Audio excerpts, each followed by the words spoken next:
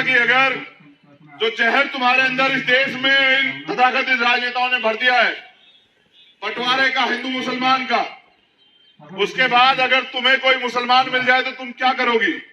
तो बोली कुछ नहीं करूंगी मैं। तो मैंने कहा ये जो जहर भर रहे ना, इनसे पूछो। शामली से लेकर दिल्ली तक हर पेड़ पे एक मुसलमान इस अंग्रेजों ने लटकाया इस देश की लड़ाई को लड़ने के लिए। वो अपनी घर की लड़ाई नहीं लड़ रहे थे।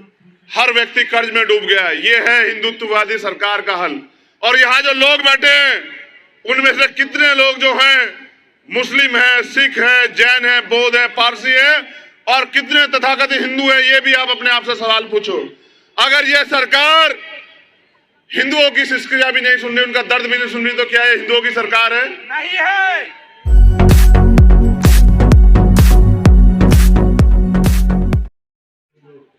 देखिए, मैं एक बात और स्पष्ट कर दूं, दिल्ली के लोग मुझे जानते हैं, प्रशासन के लोग। मैं चाहता तो इस भीड़ को वहां तक भी कर सकता था। ये बस मेरे एक स्टेटमेंट की देर थी। लेकिन मैंने सिर्फ दिल्ली के लोगों को इसलिए अपील की क्योंकि पूरे देश में जगह जगह पे इलेक्शन चल रहे हैं, कार्यकर्ता वहां भी तैयारी कर रहे हैं।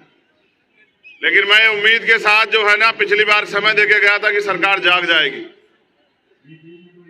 और सरकार को जागना भी पड़ेगा, ये भी सोचने की बात है। अभी मुझे आप लोगों से बात करनी, जो लोग यहां बैठे हुए हैं।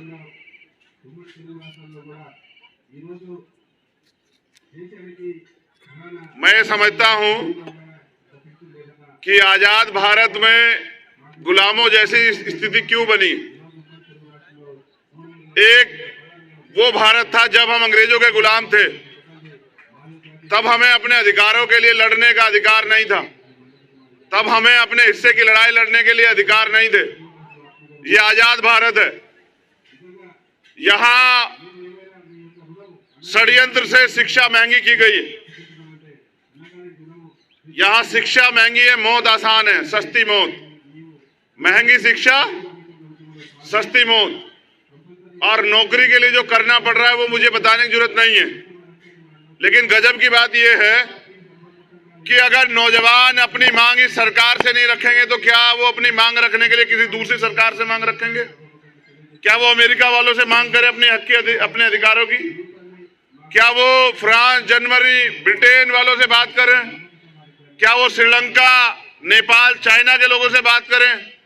ये सरकार आखिर नौजवानों की बात सुनना क्यों नहीं चाहती?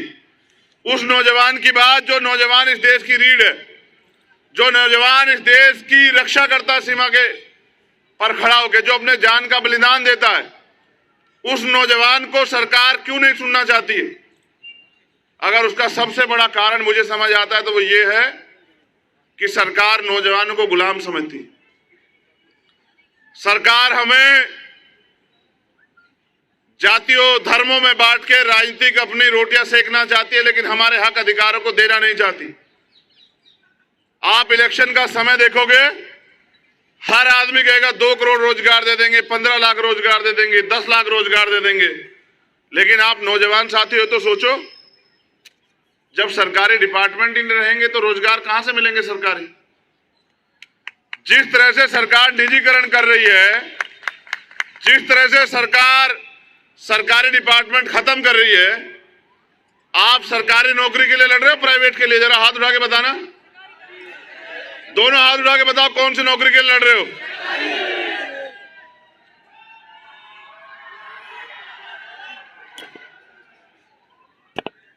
लेकिन जब सरकारी डिपार्टमेंट नहीं रहेंगे तो सरकारी नौकरी कहां से मिलेगी भाई? सरकार अब बैंकों के पीछे पड़ी है। उससे पहले LIC के पीछे थी, एयर इंडिया के पीछे थी। सरकार एयरपोर्ट बेच रही है और तमाम तरह की चीजें जो सरकार डिपार्टमेंट सरकार बेच रही है। आखिर सरकार को नौजवानों से इतनी नफरत क्यों? आखिर सरकार नौजवानों की बात क्यों नहीं सुनना चाहती है? आखिर सरकार जानबूझ के नौजवानों को कमजोर क्यों बना देना चाहती है? मैं रात भी सुन रहा था और अब भी सुन रहा हूं। यहां जो बहनें बैठी है ना, किसका 3 महीने का बच्चा है, किसी का 13 महीने का बच्चा है, किसी के 3 साल का बच्चा है। अगर ये सरकार मजबूर लाचार बहनों की, बेटियों की, युवाओं की आवाज नहीं सुनना चाहती, तो ये सरकार है किसकी? जो युवाओं को नकार दे वो क्या युवाओं की सरकार हो सकती है? जो युवाओं को मरने पे, तड़पने पे, सड़कों पे पड़ने पे, भूखे प्यासे रहने पे मजबूर कर दे, क्या वो युवाओं की सरकार हो सकती है? जिस सरकार के इशारे पे पुलिस के लोग, आरएएफ के लोग, जो और फोर्स के लोग हैं, वो बहनों के कपड़े फाड़े, उनको लाठियां मारे, उनको बेइज्जत करे, उनके हाथ तोड़ दे, वो सरकार बहनों की सरकार हो सकती है क्या? जो सरकार बहनों से उनके तरक्की के रास्ते छीन ले, जो सरकार नौजवानों से देश की सेवा करने का अधिकार छीन ले, वो सरकार नौजवानों की या बहनों की सरकार हो सकती है क्या? जब ये सरकार नौजवानों की, बहनों की, किसानों की, मजदूरों की किसी की सुनवाई नहीं करना चाहती, तो ये चंद पूंजीपतियों की सरकार ये समझ सकती है कि ज्यादा दिन टिकने वाली है क्या? जिस दिन नौजवान अपने हक अधिकार के लिए खड़ा हो गया, उस दिन ये सरकार के लोग नाक रगड़ेंगे आपके सामने। मैंने पिछली बार भी आपसे कहा था, ये लोकतंत्र है। आंदोलन करने का, अपनी बात को कहने का, हक की लड़ाई लड़ने का अधिकार भारतीय संविधान हमें देता है।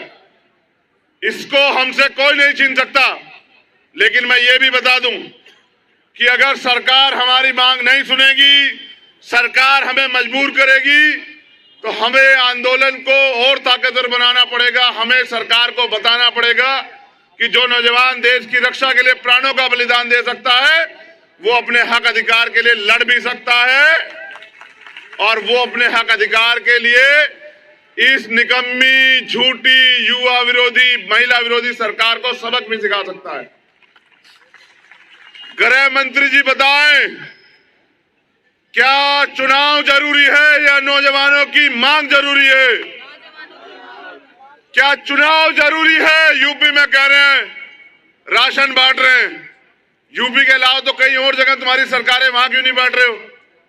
यूपी में इलेक्शन है, चुनाव में वोट खरीदने हैं, गरीबों को, बेबसों को कमजोर बनाना है। उनके हक अधिकार, वोट जो है उनकी सबसे बड़ी ताकत, वो ठगनी है पैसे पे या उपहार देके या राशन पे। इसलिए आप वहां राशन बांट रहे हो। आपको ये 11 महीने से सड़क पे लड़ते हुए बहनें और भाई नहीं दिखाई दिए आपको? क्या गृह मंत्री जी आपको इन बेबस बहनों की चीखें, आवाजें नहीं जाती है? वो भी कहे, बहनें हमारे सामने कहें कि परिवार के लोग भी टूटने लगे। मैं ये कहना चाहता हूं कि टूटो मत, किसानों से सीख लो। 750 किसान बलिदान हुए, हजारों लोगों ने जेल काटी, और 1 साल से ज्यादा समय वो लड़ते रहे। बारिश आई, ठंड आई, धूप आई, तमाम तरह की परेशानी आई। उनको अपराधी कहा गया, उनको नक्सली, खालिस्तानी, पता नहीं क्या क्या कहा गया। उनका दोष ये था कि वो अपने अधिकारों के लिए लड़ रहे थे। आपको भी अगर अधिकार चाहिए तो आपको लड़ना पड़ेगा, और अगर आप लड़ने के लिए तैयार हैं तो विश्वास कीजिए, ये लोकतंत्र है, यहां संविधान है, यहां लड़ाई तलवारों और बंदूकों से नहीं लड़ी जाती। आज पुलिस आपको लाठी मारे, गोली मारे, आज आप पलट के जवाब नहीं देंगे, लेकिन सरकार को दिखा देंगे कि क्या तो वर्दी चाहिए या फिर अर्थी चाहिए। आज आपको ये भी देखना है कि जो बड़े बड़े भाषण दे रहे हैं प्रधानमंत्री, गृह मंत्री और कई मुख्यमंत्री, आज वो ये भी बताएं कि वो बहनों के सम्मान में क्या कर रहे हैं। क्या वो 11 महीनों से सड़कों पे सख्ती हुई परेशान होती बहनों के दर्द को नहीं सुनना चाहते हैं? यहां वर्दी पहने हमारे भाई भी लोग खड़े हैं। क्या अपने हक की मांग करना, अगर आपको जो लोग नौकरी में, सेवा में, फोर्स में, अगर आपकी 6 महीने की तनख्वाह रोक ली जाए और आपके बच्चे रोटी के लिए भूखे मरने लग जाएं, उनकी पढ़ाई, उनकी फीस ना जमा हो, उनके पास कपड़े ना बचे, तो आप अपने हक अधिकार के लिए क्या करोगे? है जवाब आपके पास? अगर आपको अपनी बहन की शादी करानी हो, सरकार आपको तनख्वाह के पैसे ना दे, आपको अपने बच्चे का इलाज कराना हो, अपनी मां का इलाज कराना हो, अपने बूढ़े पिता को सर्दी में कपड़े लेके देने और आपको ये सरकार तनख्वाह न दे तो क्या करोगे आप लोग? ये नौजवान कलर की नौकरी के लिए नहीं लड़ रहे हैं, मैं फिर कह रहा हूं, ये अगर लड़ रहे हैं तो वर्दी के लिए लड़ रहे हैं, देश में बलिदान देने के लिए लड़ रहे हैं। और मैं आज इनके बीच में यहाँ इसलिए हूं क्योंकि मैं एक नौजवान हूं और मैं नौजवानों का दर्द समझता हूं, मैं बेरोजगारी का दर्द समझता हूं। मैं पढ़ लिख के BA MA MBA MCA करके PhD करके सड़क पे घूमते बेरोजगार का दर्द समझता हूं, क्योंकि मैं बेरोजगार, मैं जानता हूं बेरोजगारी का दर्द क्या है।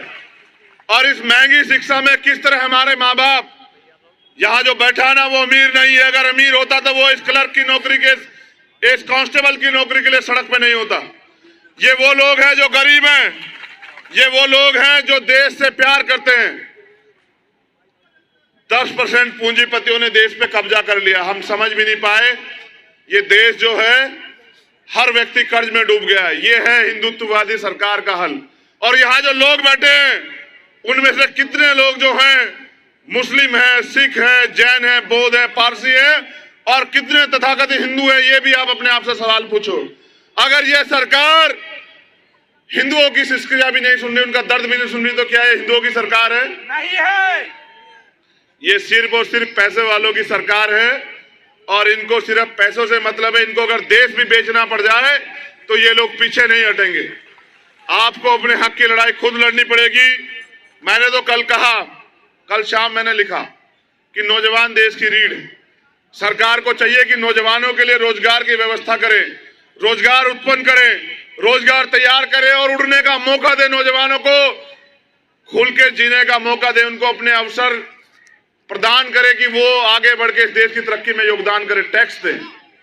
लेकिन आपने नौजवान को दिया क्या पिछले 7 साल में? बेरोजगारी, सुसाइड, लाठियां। जब हक के लिए लड़ने आते हो तो लाठियों से पीटते हो, जूतों से पीटते हो। क्यों? ये किसी दूसरे देश के लोग हैं क्या? क्या ये आपके बच्चे नहीं हैं? और अगर अमीरों को गरीबों से इतनी नफरत है तो लिखो कि बहुत कम समय बचा है गरीबों के पास, आप गरीब हक की लड़ाई के लिए सारी लड़ाई लड़ने को तैयार है। अब अमीरों को अपने दरवाजे मजबूती से बंद कर लेने चाहिए। अब गरीब किसी से रुकेगा नहीं, अब गरीब ज्यादा दिन मांगेगा भी नहीं, क्योंकि जब जुल्म, जाति, अन्य अत्याचार की इंतहा हो जाती है तो फिर क्रांति जन्म लेती है। और आज इस धरती से क्रांति जन्म लेगी, जंतर मंतर की धरती से। और आप जानते हैं, मुझे गवाही नहीं देनी, ये देश बलिदान का देश है। हम शहीद आजम सरदार भगत सिंह के भाई हैं, बच्चे हैं। इनकलाब! इनकलाब! इनकलाब! युवा अब जाग चुका है। हम शहीद आजम उधम सिंह के बच्चे हैं, हम शहीद आजम सरदार करतार सिंह सराभा के बच्चे हैं, हम बाबा साहब अम्बेडकर के बच्चे हैं, हम सरदार पटेल के बच्चे हैं। हम इस मातृभूमि की रक्षा के लिए अपने प्राणों का बलिदान दे सकते हैं, लेकिन अपने हक अधिकार छीनने नहीं देंगे सरकार को। सरकार सुन ले। मैंने कमिश्नर साहब से कहा था कि बात कर लो, गृह मंत्री क्या कहते हैं, वो नौजवानों को उनका हक देना चाहते नहीं देना चाहते हैं, वरना फिर हम अपने हक अधिकारों के लिए लड़ेंगे। हमारी लड़ाई पुलिस फोर्स से, दोबारा बता रहा हूं, नहीं। प्रशासन के लोग लाठियां खूब बजाएं, लेकिन आज आर या पार आज फैसला होकर रहेगा कि नौजवानों को क्या मिलेगा। जिंदाबाद जिंदाबाद जिंदाबाद जिंदाबाद। जिस दिन, सुनिए, एक चीज और बता देते हैं, ये जानकारी बहुत जरूरी है आपके लिए। अब मुझे इसके लिए वहां जाना पड़ेगा कि मैं सबको देखूं। देखो भाई, ये मेरी एक जानकारी है। कितने लोग यहाँ बैठे हैं ना, अगर इससे आधे लोग भी तय करके, जैसे वो मोरू में हुई थी, अगर इनसे आधे लोग भी तय करके ये निकल जाए घर से बाहर, मैं कहता हूं कि जिन्होंने आजादी की लड़ाई की शुरुआत की थी, क्या वो इतने रहे होंगे? बताओ ईमानदारी से। इतने लोग एकमत होकर देश में निकल जाए तो मैं लिख के देता हूं कि रोजगार मांगने वाले नहीं, रोजगार देने वाले बन सकते हो आप। भाई ये लोकतंत्र है ना, इसमें युवा की आबादी 60% है या नहीं है? अगर युवा मांगना बंद करके और देना शुरू कर दे तो बताओ कोई युवा बेरोजगार रहेगा क्या? अगर पहले सरकार बनवाने से ज्यादा बनाने पर ध्यान दे दे तो किसी बहन को यहाँ 11 महीने टिकना पड़ेगा क्या? बताओ। देखो हम साफ रहे, हम सरकारी नौकरी की भूमिका समझते हैं। एक बतरा वाली हमारे पिताजी प्राइवेट स्कूल के हेडमास्टर रहे, रिटायर हो गए। अगर वो सरकारी नौकरी में पाए ना तो हम 6 भाई बहन पढ़ ना पाए। उन्होंने हमें खूब अवसर दिया पढ़ने का, और आज अगर हम यहाँ बोल रहे हैं ना तो इसमें पढ़ाई का बहुत बड़ा योगदान। एजुकेशन बहुत जरूरी है, लेकिन सरकार ने शिक्षा इतनी महंगी कर दी है कि कोई गरीब का बच्चा पढ़ ना पाए। क्योंकि पता क्या था एजुकेशन, जब आप शिक्षित हो जाते हो ना फिर आप सही और गलत में फर्क महसूस करते हो। मैंने क्यों बुलवाया उस बहन को जो डंडा लिए खड़ी है? हमें नहीं पता था। कल हम जब वहां गए तो हमने एक और बहन से पूछा, वो लिखे अपनी प्रोफाइल पे बहुत बड़ी बड़ी बातें। हमने उससे पूछा कि अगर जो जहर तुम्हारे अंदर इस देश में इन तथाकथित राजनेताओं ने भर दिया है, बंटवारे का, हिंदू मुसलमान का, उसके बाद अगर तुम्हें कोई मुसलमान मिल जाए तो तुम क्या करोगी? तो बोली कुछ नहीं करूंगी मैं। तो मैंने कहा ये जो जहर भर रहे ना इनसे पूछो क्या एक जाति एक धर्म के लोगों का खून शामिल है इस देश की मिट्टी में? बताओ। जब आजादी मिली तो क्या एक धर्म एक जाति के लोगों ने लड़ाई लड़ी? ईमानदार से बताओ। और अगर जानना होना इतिहास तो जाना वहां इंडिया गेट पे, नाम पढ़ना शहीद शहादत देने वाले लोगों के। और अगर मन करे तो जाना बुलंदशहर, 100 से ज्यादा गुर्जर समाज के लोगों ने विजय कुमार पथिक जी के नेतृत्व में फांसी की सजा कबूल की। ये देश शामली से लेकर दिल्ली तक हर पेड़ पे एक मुसलमान इस अंग्रेजों ने लटकाया। इस देश की लड़ाई को लड़ने के लिए वो अपनी घर की लड़ाई नहीं लड़ रहे थे। हमें बांटा किसने है धर्म और जाति और मजहब में? बताओ हम लोगों को किसने बांटा? ये उन सियासतदार और लोगों ने बांटा जो चाहते हैं कि गरीब कभी सशक्त हो ही ना पाए, बहुजन समाज के लोग कभी इकट्ठा हो ही ना पाए, और इस देश से जातिवाद खत्म होकर भाईचारा बन ही ना पाए। जितने लोग यहाँ बैठे हैं क्या जाति में बट के बैठे हो या SSCGD के बच्चे बन के बैठे हो? बताओ। जब जब तुम अधिकारों के लिए एक हो जाओगे उस दिन ये धरती जो है ना कांप जाएगी। तुम्हें कोई नहीं रोक सकता आगे बढ़ने से। जब जब बट जाओगे तब तक सियासतदार लोग कामयाब हो जाएंगे, तुम लोग फेल हो जाओगे। बताओ 7 साल में कितना रोजगार मिला इस देश में? सच ये है पहले तो भर्ती नहीं आती, भर्ती आ जाए पेपर नहीं आता। जब पेपर की डेट आए तो पेपर में देने के बाद पता लगे थोड़ी देर में कि पेपर लीक हो गया। जो लोग पेपर की रक्षा नहीं कर सकते देश की रक्षा करेंगे? इतना बढ़िया इतिहास है। शिक्षा मंत्री पूछो 9वीं फेल, गृह मंत्री पूछो 3rd बार, प्रधानमंत्री पूछो नहीं डिग्री नहीं है। पूछो डिग्री कहाँ है तो कहे प्रधानमंत्री पूछोगे RTI में तो RTI का कानून ही बदल दिया। पूछो तुम्हारे साथ का कोई स्टूडेंट रहा होगा जो तुम पढ़ रहे थे? नहीं है। जहां से बताए कि मैं चाय बेचता था वो स्टेशन ही नहीं बना था तब तक। कमाल की थ्योरी है, झूठ पे झूठ। बस एक बात कहते कि हिंदू खतरे में, लोग सतर्क हो जाते हिंदू खतरे में। 35 साल तक भिक्षा मांगी खाए। अब मैं ये पूछना चाहता हूं